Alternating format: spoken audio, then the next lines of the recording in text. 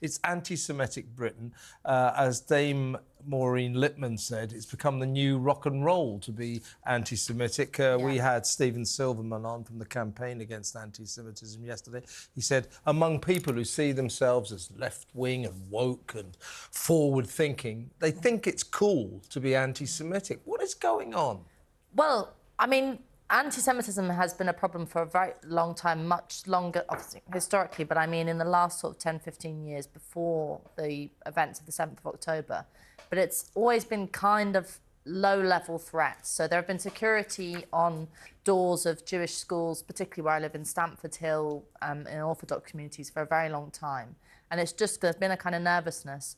But as the report shows this morning, that has now, since the 7th of October, ramped up into, for example, 266 violent assaults. Oh, no. I mean, that's not sort of saying something anti-Semitic or being sort of threatening. That's violently assaulting someone because they're Jewish. Shocking. And that is shocking, but I think it's also not surprising, because the reason we have to ask why this has spilled out into obvious, open, naked. I mean, things happening in the middle of Oxford Street, for example, where one assault happened, in public view of anti-Semitic violence, and it's because it's been left to fester and been okayed and turned a blind eye to for too long. Do you know what I think is let me know what you think about this, Alex. What is a really interesting aspect to this, and Stephen Silverman mentioned it yesterday when he talked to us, and I've heard it many times before, and that is when countries fall into a kind of fits of anti-Semitism, when they become anti-Semitic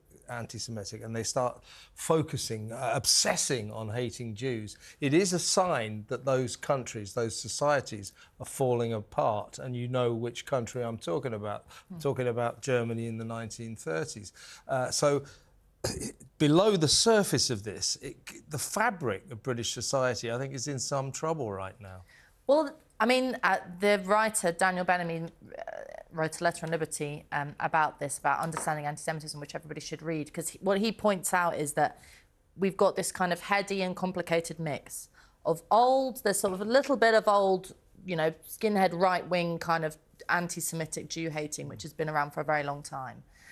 Then you've got, adding to that today, you've got a sort of the deep-rooted anti-Semitism that's within Islamism. So the problem of Islamism, obviously, Hamas, Hezbollah, ISIS, who have in their covenant a hatred for Jews, a desire to wipe out Jews.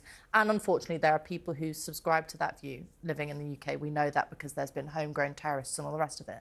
So there's that. And then the third component is the kind of ugliness of identity politics, which most often presents itself in the left, Labour left in particular, which might not necessarily be nakedly anti-Semitic, but decides that because it's too afraid to be Islamophobic, because it's, you know, mired in identity politics, it overcompensates or turns a blind eye. So it's that sort of triple mix of old sort of right-wing issues, Islamism, and a sort of turning a blind eye from the left, that has created this quite complicated issue that we have at the moment, where you can't put your finger on one exact point and say that it's going wrong. I mean, obviously, the Labour Party has a problem with news out in the last 24 hours that a Tory has now been suspended for anti-Semitic comments. So, you know, it's something that's complicated to understand and seems to be reaching into quite a few areas of British society. We'll get to our question in just a second, but a quick word, your thoughts, Alex? Well, I think it comes down to critical race theory, and for a long time racism's been exonerated because if it's deemed to be done by someone against someone privileged, if it's deemed to be done by someone who's in a minority against white people or against who they consider colonisers or who they consider people who in positions of power, then it's perfectly OK. Then all of a sudden it clothes itself in moral rectitude, and that's what's going on here.